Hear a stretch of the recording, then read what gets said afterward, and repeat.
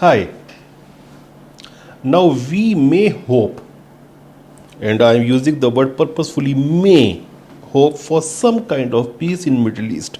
And I'm not very optimistic because of the events which have unfolded and whatever we have seen in past 6 months. Let it be human suffering, let it be the international diplomacy, and all those things.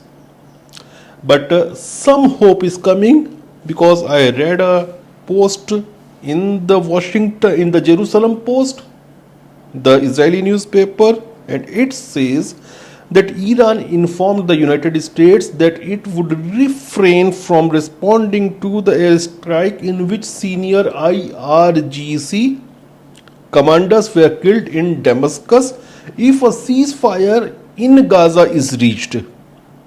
And the source they say is Jeddah, Iran, and they also cited that an anonymous Arab diplomatic source. They are citing an anonymous Arab diplomatic source. So now you can think on this report in two ways. It might be true, and Iran might have sent this message to Americans via indirect diplomatic means because they don't have direct diplomatic connection. So they could have given this message to Americans to be passed over to Israelis by Swiss authorities or by Saudi Arabia or by Oman or UAE or something like that. Anyway, there can be another possibility that it was a planted news by Israelis and they are giving a message to Iran that if you don't attack, then we will stop the war in Gaza. Because we are seeing some kind of panic even in Israelis, because more than 24 of countries they have closed their consulates and embassies. So some kind of panic is there in Tel Aviv as well.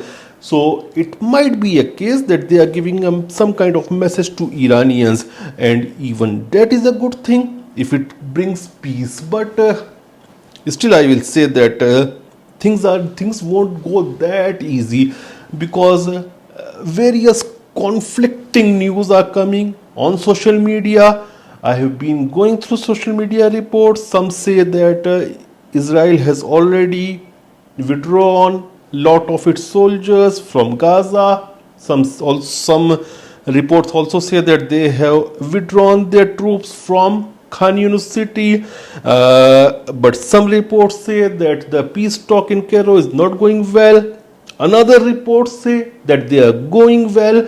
Then there has been a tweet by National Security Minister of Israel, Ben-Gvir, and it says that Benjamin Netanyahu, if he ends Israel's war against Hamas without an extensive attack on Hamas in Rafah, he will cease to have a mandate to serve as prime minister.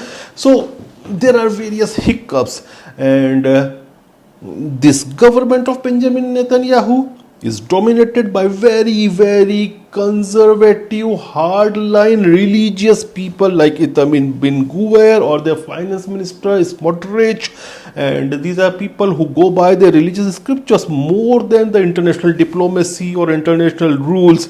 So things are not that easy, but still you can hope that peace may come.